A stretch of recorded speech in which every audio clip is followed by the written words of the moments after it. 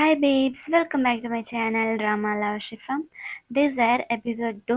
ஆனால் episode 2 start பண்ணுறதுக்கு முன்னாடி நான் உங்ககிட்ட ஒரு முக்கியமான விஷயம் சொல்லணும். ஏன்னா ஃபஸ்ட் எபிசோடில் நான் ஒரு சின்ன மிஸ்டேக் பண்ணிட்டேன். அதில் ஃபஸ்ட்டு சீனில் ஒருத்தனை காட்டுவாங்கல்ல, நான் கூட அவனை எனிக்மான்னு சொன்னேனே, அவனை நான் வந்து வெண்லாங்கன்னு சொல்லி தப்பாக சொல்லிட்டேன். அது வெண்லாங் கிடையாது. அவனோட ஃபேஸை சரியாக காட்டவே மாட்டாங்க. அது வேற யாரும் கிடையாது, ஹுவாயாங் தான் அது. அவன் தான் ஆக்சுவலாக எனிக்மா. இதை செகண்ட் எபிசோடு பார்த்ததுக்கப்புறம் தான் எனக்கே புரிஞ்சிச்சு. அவன் என்ன பண்ணுறான்னா, மிஸ்டர் ஷெங்கோடைய எக்ஸெல்லாம் கூப்பிட்டு விசாரிக்கிறான்ல, ஸோ அவனுக்கு எந்த மாதிரி டைப் பிடிக்கும் அப்படின்னு தெரிஞ்சுக்கிட்டு அதே மாதிரி மாறி ஹுவாயாங் போய் மிஸ்டர் ஷெங் முன்னாடி நடிச்சுக்கிட்டு இருக்கான். இத்தனை நாளாக நான் ஹுவாயாங்க ரொம்ப நல்லா இன்னசென்ட்டுன்னு நினச்சேன். ஆனால் இவனுக்கு பின்னாடி ஒரு பெரிய ஸ்டோரி இருக்குது. அதை போக போக பார்க்கலாம். ஸோ இப்போ உங்களுக்கு கொஞ்சம் புரிஞ்சிருக்குன்னு நினைக்கிறேன். அப்போ ஃபஸ்ட் சீனில் அவன் கூப்பிட்டு விசாரிக்கிற ஆள் ஹுவாயாங்குன்னு நான் சொல்லியிருப்பேன்ல, எனக்கு ஃபேஸ் கொஞ்சம் ஒரே மாதிரி இருந்ததால் கன்ஃபியூஸ் ஆகிடுச்சு. அவன் பேரில் கூட ஹுவானா இருந்துச்சு, அதனால் நான் அவன் தான் ஹுவாயாங்குன்னு நினச்சிக்கிட்டேன். பட் அது வேற யாரும். இப்போ வாங்க எபிசோட் 2க்குள்ளே போகலாம். லாஸ்ட் எபிசோடில் பார்த்துருப்போம், காட்டு அந்த ஹார்ட் டிஸ்கை கொடுக்கறதுக்காக ஹுவாயோட வீட்டுக்கு வரான். அவன் கதை ஓப்பன் பண்ணும்போது ஹுவாக்கு பின்னாடியே அங்கே வெண்லாங்க இருக்கான். வெண்லாங்க பார்த்த காட்டுக்கு லைட்டாக ஷாக்கிங்காக இருக்குது. ஆனால் ரொம்ப நேரம் இங்கே இருக்கக்கூடாது, நம்ம ஸ்மெல் அவனுக்கு தெரிஞ்சிட போகுது அப்படின்னுட்டு, சரி வேறு எதுவும் இல்லை, நான் இங்கேருந்து கிளம்புறேன் அப்படின்ட்டு அவன் அங்கேருந்து போக போகிறான். அப்போ வெண்லாங்க ஒரு நிமிஷம் இரு அப்படின்ட்டு காட்டுக்கிட்ட பேச வரான். என்ன இவ்வளோ சீக்கிரமாக போகிறேன், என்ன உன் ஃப்ரெண்டை போய் நீ மறுபடியும் கம்ஃபர்ட் பண்ணணுமா அப்படின்னு கேட்குறான். அதுக்கு அவன் தயங்கிக்கிட்டே ஆமான்னு சொல்ல, சரி பரவாயில்ல போ, நீ இல்லைன்னா என்ன கம்பெனிலாம் நடக்காமல் போயிடுமா என்ன, என்கிட்ட நிறைய செக்ரட்டரி இருக்காங்க, நான் அவங்கள வச்சு சமாளிச்சுக்கிறேன் அப்படின்னு வேணும்னே கடுப்பில் சொல்கிற மாதிரி இருக்கு. அப்புறம் அவன் பக்கத்தில் வந்து, நாளைக்கு வேலைக்கு வரும்போது நல்லா குளிச்சுட்டு வா, நாளைக்கு இதே ஒமேகா சென்ட்டோட என் பக்கத்தில் வராது அப்படின்னு சொல்லிட்டு போகிறான். பாவம் அவனுடைய பார்ட்னரோட ஸ்மெல் அப்படின்னு வெண்லாங் நினச்சிட்டு இருக்கான். ஆனால் காட்டுவோட ஸ்மெல்லே அதுதான் இன்னும் அவனுக்கு தெரியல. அப்புறம் பேசிட்டு உள்ளே வர, இந்த ஹுவாயாங் ரொம்ப ஜாலியாக உட்காந்துட்டு ஃபோனில் என்னமோ பார்த்துக்கிட்டு இருக்கான். நான் கூட அது அவனோட ஃபோனுன்னு நினச்சேன். அவன் ஃபோன் கிடையாது, வெண்லாங்கோடைய ஃபோன் அது. வெண்லாங்குடைய ஃபோன்லேருந்து மிஸ்டர் ஷெங்கோடைய ஸ்டோரியை பார்த்துக்கிட்டு இருக்கான். அப்போ ஆக்சுவலாக எதுக்கு இங்கே வெண்லாங் வந்திருக்கான்னா, ஹுவாயாங்க இங்கே மூவ் பண்ணியிருக்கான். ஸோ அவனோட திங்ஸ் எல்லாம் எடுத்து வைக்க அவனுக்கு ஹெல்ப் பண்ணுறதுக்கு அவன் வந்திருக்கான். மற்றவங்க முன்னாடி வெண்லாங்க பார்த்து ரொம்ப பயப்படுற மாதிரி ஆக்ட் பண்ணுறான்ல ஹுவாயாங்கு, ஆனால் நிஜத்தில் அந்த மாதிரி கிடையாது. அவன் பாட்டுக்கு பேசிக்கிட்டு இருக்க, அவன் எப்படி திமிரா ஃபோன் பார்த்துட்டு இருக்கான் பாருங்க. என்ன பண்ணுற நீ, எத்தனை டைம் என் ஃபோனை பார்ப்பேன், கொடு அப்படின்னு கேட்குறான். இரு கொஞ்ச நேரம் பார்த்து தரேன் அப்படின்னு மறுபடியும் அவன் மிஸ்டர் ஷெங்கோட ஸ்டோரியே பார்த்துக்கிட்டு இருக்கான்.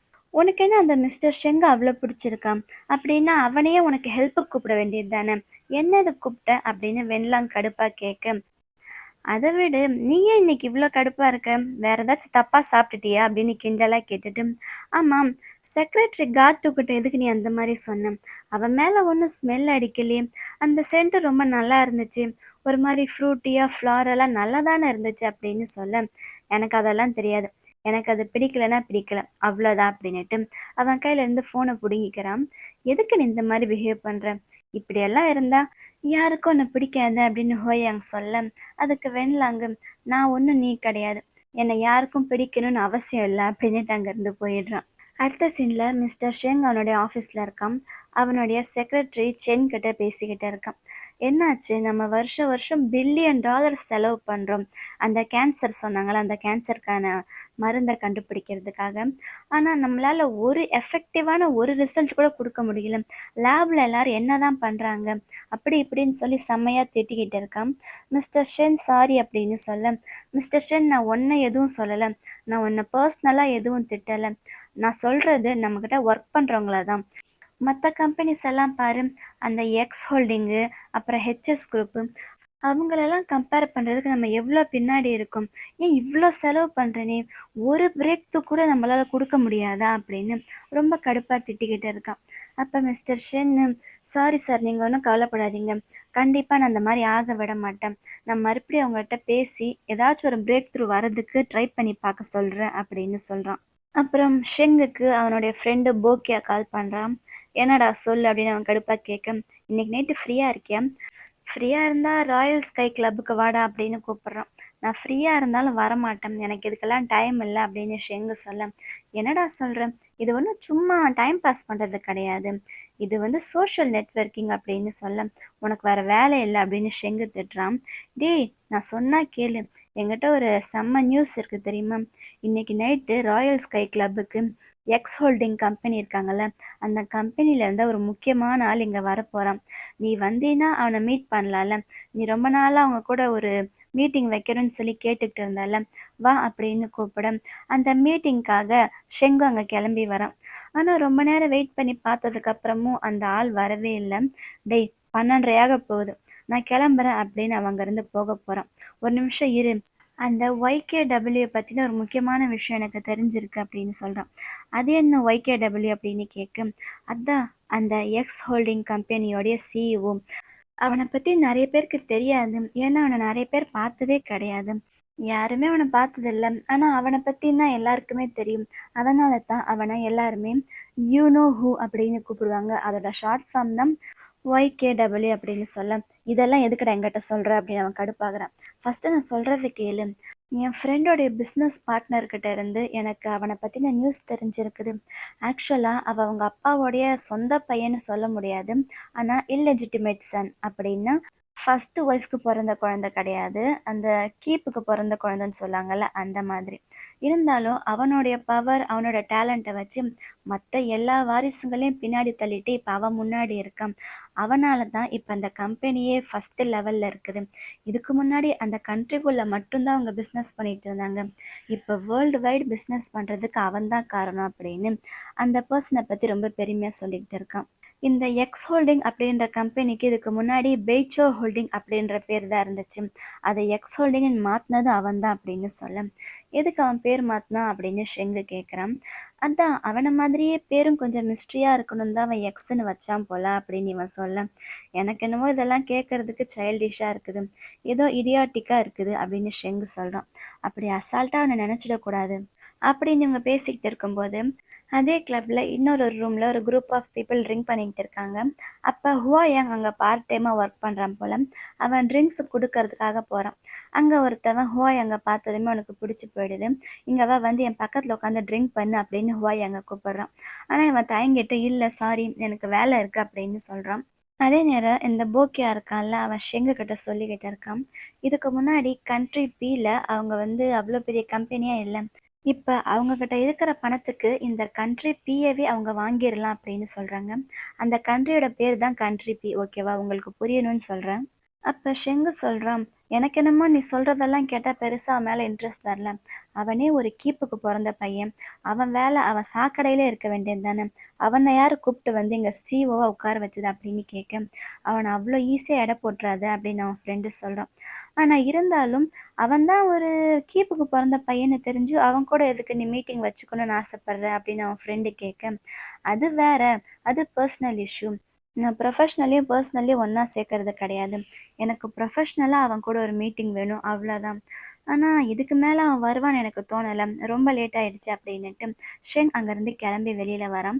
அதே நேரம் பக்கத்து ரூம்ல ஹுவாயாங்கு அந்த இன்னொரு ஆள்கிட்ட அவன்கிட்டருந்து தப்பிச்சா போதும் அப்படின்னுட்டு வெளியில வர ட்ரை பண்றான். ஆனா அந்த இன்னொருத்தவன் ஹுவாயாங்க விடவே மாட்றான். "வான்னு சொல்றேன்ல, நான் எவ்வளோ பெரிய பணக்காரன் தெரியுமா? நான் கூப்பிட்டா நீ வரமாட்டியா?" அப்படின்னு கைய பிடிச்சு இழுத்துக்கிட்டு இருக்கான். அப்ப கரெக்டா ஷெங்கு வெளியில வர, ஹுவாயாங்கு ஷெங்கோடைய கைய பிடிக்கிறான். பிடிச்சு அவன பார்த்து, "எனக்கு ஹெல்ப் பண்ணுங்களேன்" அப்படின்னு கேட்குறான். ஃபர்ஸ்ட்டு ஷெங் அவன ஒரு மாதிரி தான் பார்க்குறான். அப்ப அந்த இன்னொருத்தன் வெளியில வந்துட்டு, "நீ யாரு?" அப்படின்னு ஷெங்கு கிட்ட சண்டைக்கு வரான். அப்ப அங்க இருக்கிற மத்தவங்கலாம் வந்து எட்டி பார்க்குறாங்க. என்ன நடக்குது அப்படின்னு பார்க்க, இந்த ஒமேகாக்காக 2 ஆல்ஃபா சண்டை போட்டுக்கிறாங்க அப்படின்னு சொல்றாங்க. அப்ப ஷெங்கு ஹுவாயாங்க்கு ஹெல்ப் பண்றதுக்காக அவனுடைய ஃபெர்மான்ஸ் வெளியில வருது. அவன் தான் வந்து வெறும் ஆல்ஃபா கிடையாதுல்ல. அவன் எஸ்டேர் ஆல்ஃபா. ஸோ மத்த ஆல்ஃபாவோட அவனுக்கு பவர் அதிகம். அவனோட பவருக்கு முன்னாடி அந்த இன்னொரு ஆளுடைய பவர் அப்படியே அடங்கி போயிடுறான். அவனால அந்த வலிய தாங்க முடியல. அந்த ஆள் அங்கேயே மயக்கம் போட்ட மாரி விழுந்துடுறான். அப்புறம் அந்த கிளப்புடைய ஓனர் வந்து மிஸ்டர் ஷெங் கிட்ட சாரி கேட்குறான். மிஸ்டர் ஷெங்கன் இந்த மாரி டிஸ்டர்ப் பண்ணியிருக்க கூடாது. அவர்கிட்ட சாரி கேளு அப்படின்னு சொல்ல, ஹுவாயாங் அவன்கிட்ட சாரி கேட்க வரான். அதுக்கு ஷெங்கு, "இல்ல சாரி எல்லாம் வேண்டாம்" அப்படின்னுட்டு, "நீங்க கரெக்டான டைம் வந்து ஹுவாயாங்காக ஹெல்ப் பண்ணியிருக்கீங்க. ரொம்ப தேங்க்ஸ்" அப்படின்னுட்டு, "ஹுவாயாங் நீயும் தேங்க்ஸ் சொல்லு" அப்படின்னு சொல்ல அவனும் தேங்க்ஸ் சொல்றான். ஆனா ஷெங் அவ்வளோ சீக்கிரம் விடுற மாதிரி இல்ல. நீங்க இவ்ளோ பெரிய கிளப் நடத்துறீங்க. கிளப்ல வரவங்க எப்படிப்பட்டவங்க உங்களுக்கு தெரியாதா? இந்த மாரி ஆளெல்லாம் எதுக்கு உள்ள விடுறீங்க?" அப்படின்னு திட்டிக்கிட்டு இருக்கான். அப்புறம் ஷெங் அங்கருந்து கிளம்ப, அந்த ஆளு ஹுவாயாங்க அனுப்பி அவர வெளியில விட்டுட்டு வா அப்படின்னு சொல்ல, ஹுவாயாங் பின்னாடியே வரான். "நான் உன்ன இங்க பார்ப்பேன்னு நெனச்சே பார்க்கல" அப்படின்னு ஷெங் அவன பார்த்து சொல்ல, "நான் இங்க சும்மா பார்ட் டைம்க்கு ஒர்க் பண்ணிக்கிட்டு இருக்கேன்" அப்படின்னுட்டு ஷெங்குடைய கைய பிடிக்கிறான். "எனக்கு உங்க நம்பர் தர்றீங்களா?" அப்படின்னு கேட்க, அதுக்கு ஷெங்கு நக்கலா, "முடியாது. ஏன் உனக்கு என்கிட்ட தேங்க்ஸ் சொல்லணுமா? இல்ல என் கூட என் வீட்டுக்கு வரியா?" அப்படின்னு கூப்பிட, "ச்சே நான் அந்த அர்த்தத்துல சொல்லல" அப்படின்னு அவன் சொல்ல, "சும்மா என்கிட்ட வந்து இந்த மாரி வழியிற வேலைலாம் வச்சுக்காத" அப்படின்ட்டு ஷெங் அங்கருந்து போயிடுறான். ஹுவாயங் அவன் போறதையே பார்த்துக்கிட்டு மனசுக்குள்ள, "ரொம்ப கியூட்டா இருக்கான்" அப்படின்னு சொல்றான். அடுத்த நாள் ஆஃபீஸ்ல இருக்கும்போது, மிஸ்டர் ஷெங்கோடைய செக்ரட்டரி வந்து அவன்கிட்ட ஹுவாயாங் அங்க வந்ததாகவும், அவன் இத உங்ககிட்ட குடுக்க சொன்னதாகவும் சொல்லி ஒரு கவர் குடுக்குறான். அந்த கவருக்குள்ள ஷர்ட்ல கையில போடுவாங்கல்ல கஃப்லிங்ஸ் அது இருக்குது. "இது நீங்க போன டைம் மீட் பண்ணும்போது விட்டுட்டு போயிட்டீங்களாமா, உங்ககிட்ட குடுக்க சொன்னா" அப்படின்னு சொல்ல, அவன் எடுத்து பார்க்குறான். அவன் குடுத்த கவருக்குள்ள ஒரு பேப்பரும் இருக்கு. அந்த பேப்பர்ல, "நீங்க நேத்து எனக்கு ஹெல்ப் பண்ணதுக்கு ரொம்ப தேங்க்ஸ். இந்த கஃப்லிங்க திரும்ப குடுக்கறதுக்காகத்தான் நான் உங்கள்ட்ட நம்பர் கேட்டிருந்தேன்" அப்படின்னு ரொம்ப பேசிக்கா எழுதியிருக்குது. அத படிச்சு பார்த்துட்டு அவன் டஸ்ட்பின்ல போட்டுடுறான். அதுக்கப்புறம் என்ன தோணுச்சுன்னு தெரியல, டஸ்ட்பின்குள்ள போட்ட அந்த பேப்பர எடுத்து அவனுடைய ட்ராக்குள்ள வச்சுக்கிறான். அப்ப ஹாஸ்பிட்டல்லேருந்து ஷெங்குக்கு கால் வருது. அவங்க அப்பா ரொம்பவே சீரியஸா இருக்காருன்னு. அவங்க அப்பாவுக்கு தான் கேன்சர் இருக்குதுல்ல. அந்த கேன்சருக்கு தான் இவங்க இன்னும் மெடிசன் கண்டுபிடிக்கல. அப்ப ஷெங் அங்க வர்றதுக்கு முன்னாடியே அவனுடைய தம்பி அங்க இருக்கான். தம்பினா சொந்த தம்பி கிடையாது. இவனுடைய அப்பாவுடைய இன்னொரு ஒய்ஃப்க்கு பொறந்த தம்பி. அவன் ரொம்ப கடுப்பா டாக்டர திட்டிக்கிட்டு இருக்கான். "ஏன் இன்னும் உங்களால மருந்து கண்டுபிடிக்க முடியலையா? எங்க அப்பா சாகுறதுக்கு வெயிட் பண்றீங்களா?" அப்படி இப்படின்னு சொல்லி அவன் கத்திக்கிட்டு இருக்கான். ஷெங் பக்கத்துல வந்து, "என்ன பண்ற நீ? இது ஹாஸ்பிட்டல். குடும்பத்தோடைய மானத்தை வாங்காத" அப்படின்னு சொல்ல, "அப்ப நீ என்ன பண்ணிக்கிட்டு இருந்த இத்தனை நாள்? அப்பாவுக்கு உடம்பு சரியில்லை. நீ வந்து அப்பாவை பார்க்குறியா? உனக்கு என்ன? உன்னுடைய வேலை மட்டும்தான் முக்கியம். உனக்கு பிஸ்னஸ் நல்லா பண்ணா போதும். நல்லா உனக்கு காசு வந்தா போதும்" அப்படின்னு அவன் பாட்டுக்கு பேசிக்கிட்டே இருக்க, ஷெங்கோடைய செக்ரட்டரிக்கு ரொம்ப கோவம் வந்துடுது. "அப்படியெல்லாம் அவரை பார்த்து சொல்லாதீங்க. உங்க எல்லாருக்கும் சேர்த்து தானே அவர் சம்பாதிக்கிறாரு. நீங்க எல்லாருமே ரொம்ப ஜாலியா இருக்கீங்க. ஆக்சுவலா ஷென்னுக்கு வந்து தம்பி தங்கச்சி நிறைய பேர் இருப்பாங்க. நீங்க எல்லாருமே ஜாலியா ஸ்பெண்ட் பண்றதுக்கு எல்லாத்துக்கும் சேர்த்து அவர் தானே வேலை செய்றாரு. அவர் ஒரு நாள் கூட ரெஸ்ட் எடுத்ததில்ல தெரியுமா?" அப்படின்னு அவன் ரொம்ப பெருமையா சொல்றான் ஷெங்க பத்தி. அப்ப ஷெங் சொல்றான், "இல்ல வேண்டாம். அதெல்லாம் அவன்ட்ட சொல்லாதீங்க. சொன்னாலும் அவங்களுக்கெல்லாம் புரியாது" அப்படின்னு சொல்ல, "ஓ! அவ்ளோ கஷ்டப்பட்டு வேலை செய்றாங்களா? அப்புறம் எதுக்கு இன்னும் கேன்சருக்கு மருந்தே கண்டுபிடிக்கல?" அப்படின்னு சொல்ல, ஷெங்கு கடுப்பாயிடுது. "ஏன் நீ சும்மா தானே இருக்க? வேணா நீ லேபுக்குள்ள வந்து நீ மருந்து கண்டுபிடியேன் பார்க்கலாம். என்ன பண்றது? நீ தான் ஸ்கூலே பாஸ் பண்ணலல்ல" அப்படின்னு அவனையும் செம்மையா திட்டிடுறான். அவனோட தம்பிக்கு என்ன சொல்றதுன்னு தெரியல. அப்புறம் ஷெங்கு கோவமா அங்கேருந்து வந்துடுறான். லிஃப்ட்ல போயிட்டு இருக்கும்போது அவன் ஹுவாயாங்க பார்க்குறான். ஷெங்க பார்த்ததுமே ஹுவாயாங் லிஃப்ட்டுக்குள்ள ஏறாம சும்மா நின்னுக்கிட்டே இருக்கான். லிஃப்ட் மூட போகுது. அப்ப ஷெங் அவனை உள்ள வான்னு கூப்பிட அவனும் வந்து உள்ள நிற்கிறான். அப்ப ஹுவாயாங் கூடயே அவன் டாக்டர் வரான்.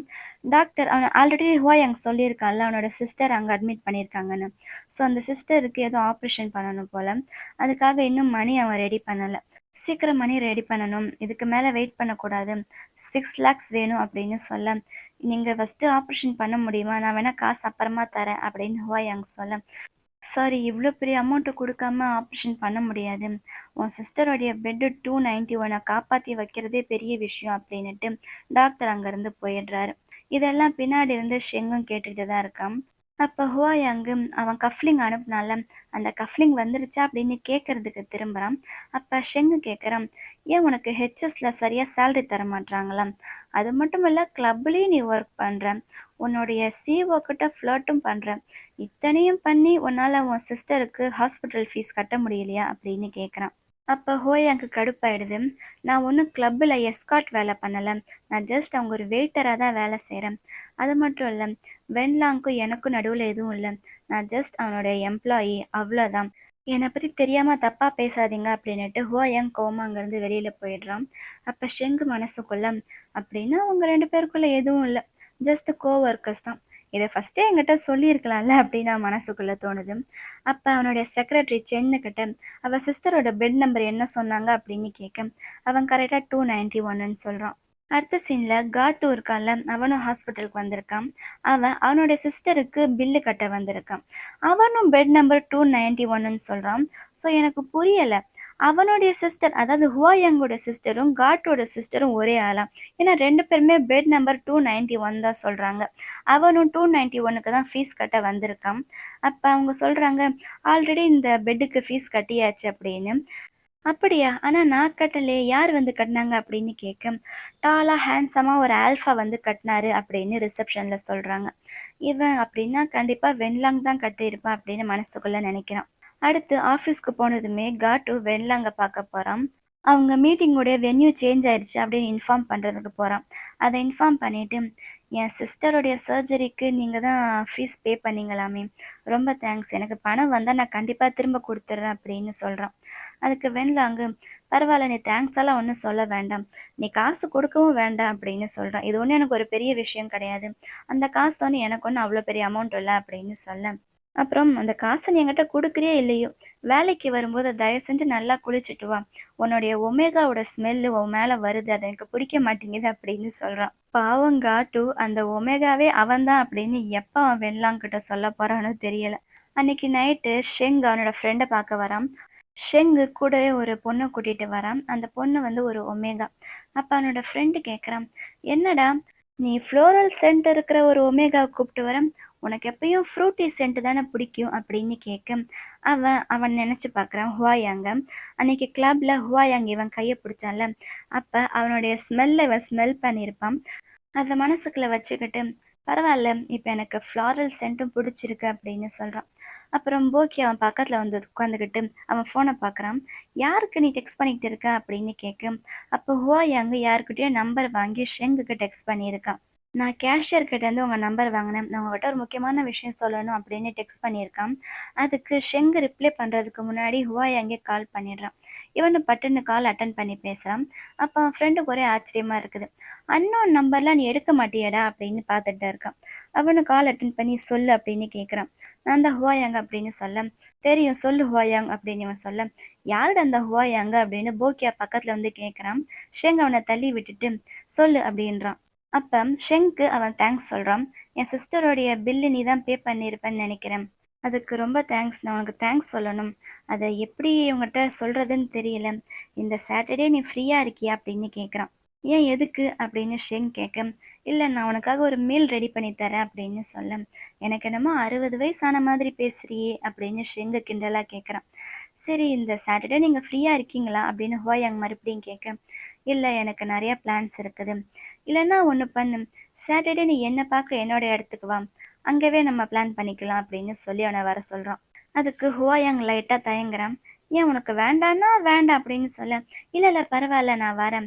எந்த டைம் எந்த இடம்னு சொல்லி எனக்கு டெக்ஸ்ட் பண்ணுங்க" அப்படின்னு சொல்ல, ஷெங்கு சிரிச்சுக்கிட்டே ஃபோனை கட் பண்ணிடுறான். அப்போ அவன் ஃப்ரெண்டு பக்கத்துல வந்து, "டேய், யார்ரா அது? யார் அந்த ஹுவாயாங்கு? நீ இந்த மாதிரி அன்னோன் நம்பர்லாம் எடுக்க மாட்டியே" அப்படின்னு கேட்டுக்கிட்டே இருக்கான். "அதெல்லாம் உனக்கு எதுக்குடா, உன் வேலையை பாரு" அப்படின்னுட்டு அவன் ட்ரிங்க் பண்ணிட்டு இருக்கான். அப்புறம் சாட்டர்டே அன்னைக்கு அவன் சொன்ன இடத்துக்கு ஹுவாயாங்கும் வரான். ஆனா அவனை உள்ள விட மாட்றாங்க. "நான் ஷெங்கோட ஃப்ரெண்ட்" அப்படின்னு சொல்ல, இதே மாதிரி நிறைய பேர் ஷெங்கோட ஃப்ரெண்டுன்னு சொல்லிட்டு போய் சொல்லிட்டு உள்ள வராங்க. "இன்விடேஷன் இருந்தா காட்டுங்க" அப்படின்னு சொல்ல, "சாரி, என்கிட்ட இன்விடேஷன் இல்லை" அப்படின்னு அவன் சொல்றான்.